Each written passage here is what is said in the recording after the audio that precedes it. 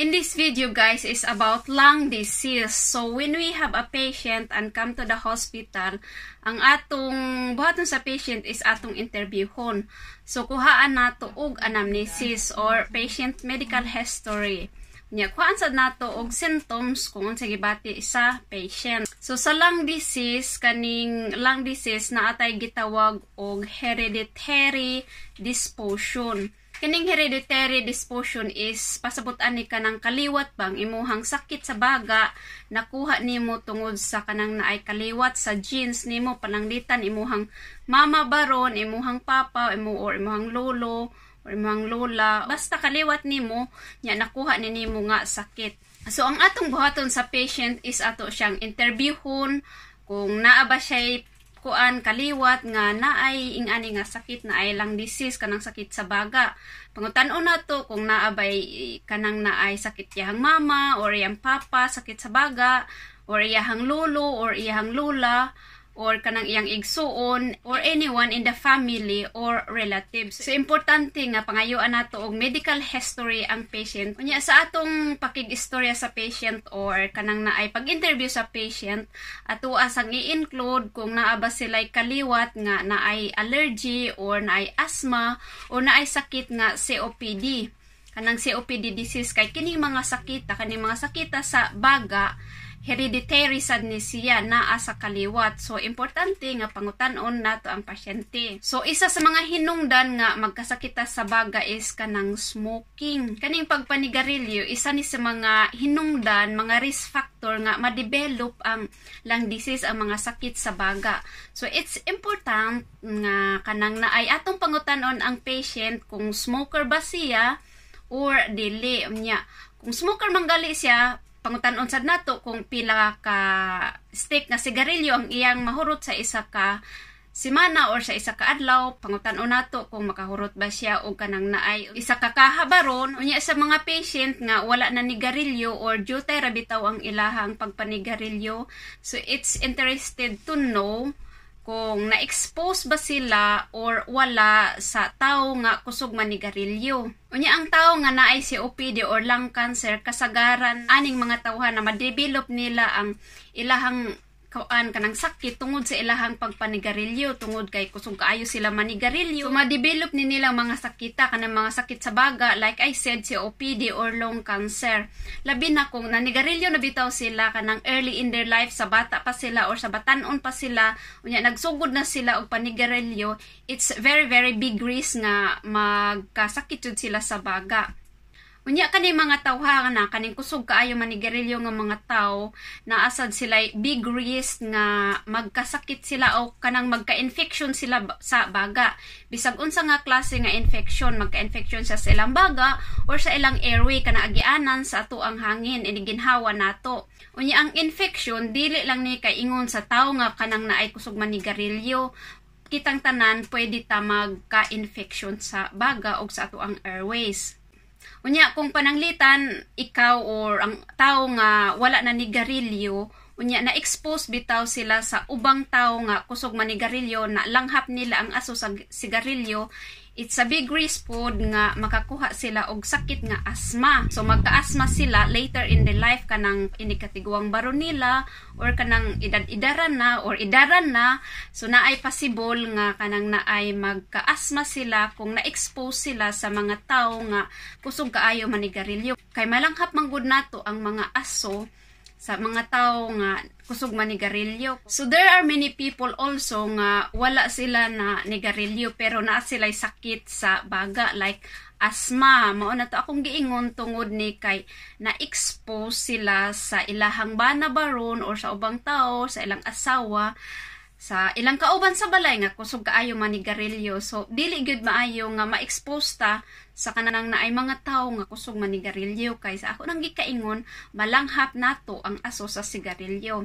For example, na ako'y kaila nga ang iyahang bana kusog kaayo siya manigarilyo ang iyang bana pero siya dili siya manigarilyo. Unya dugay na sila nagpuyo, unya bisan sulod sa balay kanang manigarilyo ang iyahang bana. So malanghap niya ang iyahang kuan ang kanang usok sa sigarilyo.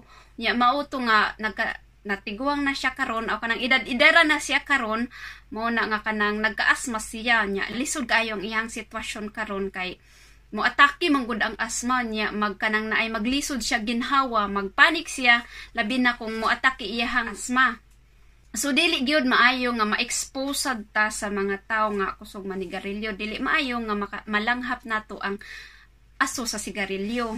So ang lung disease, ang sakit sa baga, nasa gitawag og exposed to disease causing substances. Ano ba ang pasabot-an ni kanang ma-expose ka sa nagkalain-laing mga substance bitaw, na-expose ba karon sa mga particles, sa mga gases or sa chemical og sa aso. For example, kanang mga tao nga mga baker, nya ang ilahang gamit inig bake nila kanang pugon bitaw nya kanang kahoy, so kusog kaayo mo aso. Unya sigdugan na silang trabaho diha pila na katuigan, unya nalanghap nila ang usok bitaw sa kanang naay kahoy sa pugon inigluto nila. Kadugayan or inig edad-edara na sila or ni katiguang nila naay posibilidad nga makuha nila ang kanang kuan sakit sa baga, naay posibilidad nga magkasakit sila sa baga kay na-expose man sila sa nagkalain-laing mga substance sa aso. So dili maayo nga ma-expose ta sa mga nagkalaing-laing aso. Kay kung ma-expose gud ta sa mga aso-aso naay dakong posibilidad nga later in our lives magkasakit ta sa baga. Dili man noon tanan pero naay dakong posibilidad nga mao lagi to magkasakit ta sa baga. Unya another example kanang ga-work ka sa pabrika or kanang mekaniko ka, mang-ayuhay ka og sakyanan. Nya permi ka ma-expose sa nagkalain-laing chemical or nagkalain-laing aso.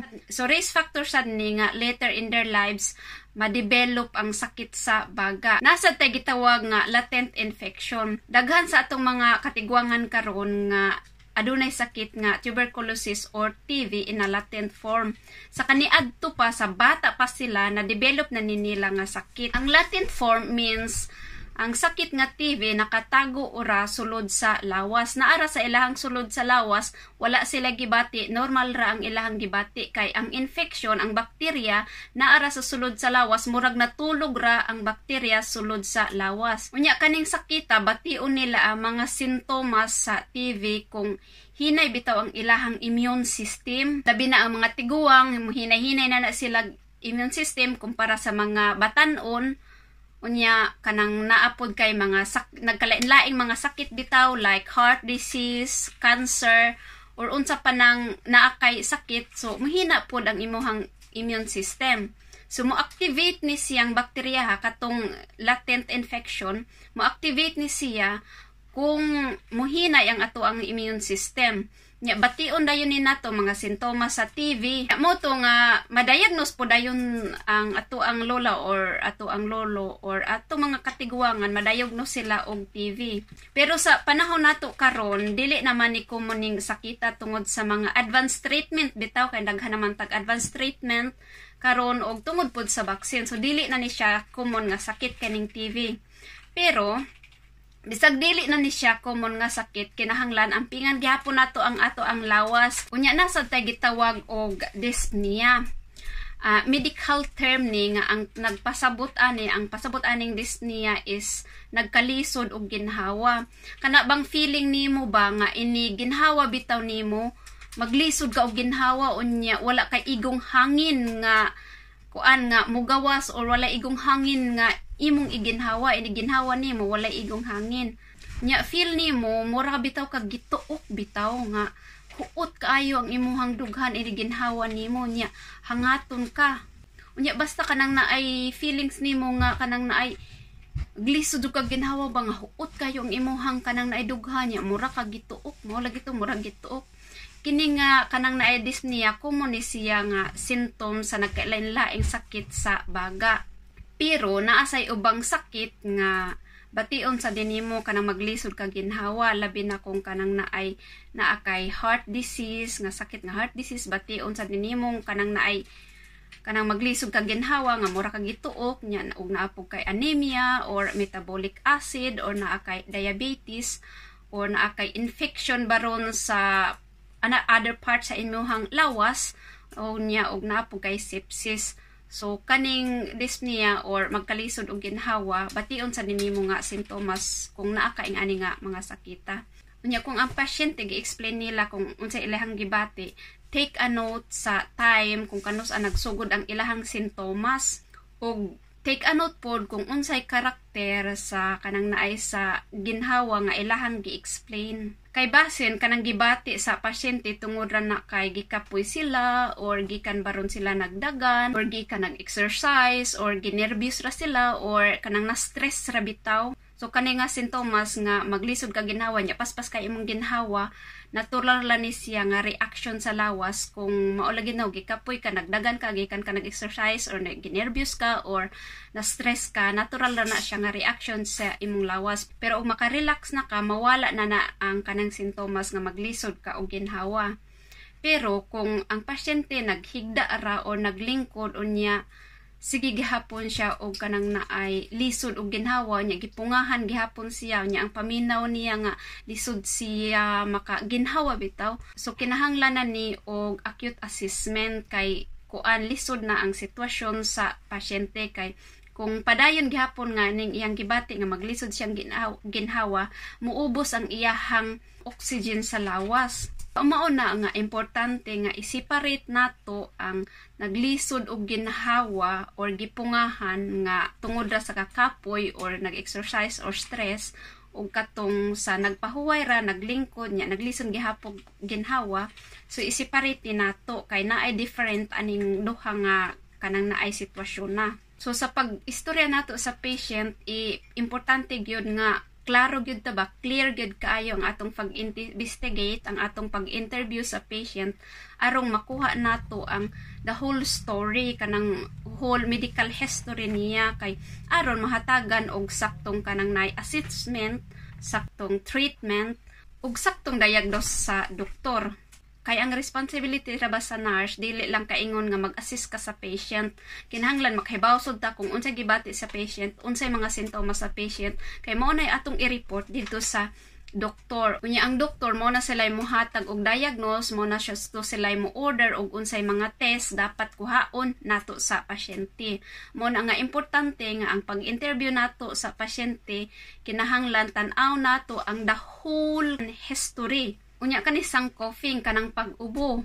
Kung sa ni siya symptoms kung naakay kanang naay inflammation sa imong ilong or sa imong agianan sa airways, or naakay hilanat, or naakay gastroesophageal reflux. So kaning pag-ubo is dili ni siya dangerous kay mechanic defense reaction ra na sa lawas kung naay infection sa baga. Pero kung grabe na ang pag-ubo, unya taas na ka og hilanat, unya inig-ubo nimo kanang nabitaw sagol nga dugo, dili na ni maayo, kinahanglan nga atuan na ning i-assist, acute assist na ni nato.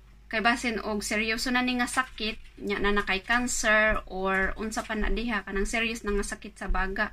Nya labi na bitaw inig-ubo nimo nga kanang inig-ubo nimo ang plima na isagol nga dugo, dili ni maayo, kinahanglan na ni atong i-report sa doktor nga naatay pasyente nga mo na nagsig-ubo nyang ubo na isagol nga dugo. So kay arong ang doktor pod makahibaw sila kung unsay ilang buhaton, kung unsay ilahang dapat i-order nga mga test arong ma-diagnose ning patient, aron ma-applyan pod og saktong treatment. So naasad ta gitawag og abnormal lung sounds, kanang kuan siya ba, kanang tingog sa kanang naay atong ginhawaan maghaguros or kanang murag maghagok bitaw ang tingog sa ato ang baga inig ginhawa nato.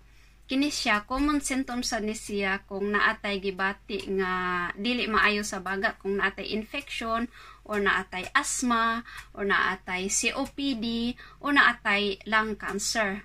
So importante sad nga makahibaw ta kung unsay klase-klaseng tingog sa kanang baga sa pasyente ato sa nang paminawon diri sa pain na asad tay bation nga sakit sa dughan kung naatay infection or sakit sa baga.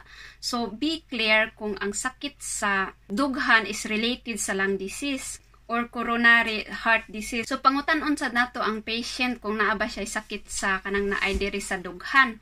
Unya i-separate nato kung ang sakit sa dughan related ba siya sa kanang naay baga or related ba siya sa kanang naay kasing-kasing. Kay usahay manggod na ay ubang pasyente nga pareha ang bation nila sakit sa dughan, nya related ay ito sa kuan baga. Nya napoy uban nga sakit sa dughan pareha ang gibati pero related di ito sa kanang naay heart disease, sakit sa kasing-kasing. Nya of course ato pong i-report ni sa doktor kay arong mahibaw-an po sa doktor kung unsay maayong buhaton arong ma-assist po nato ang pasyente in a right way. And that's all. Hope you learned something in this video. Thank you so much for watching.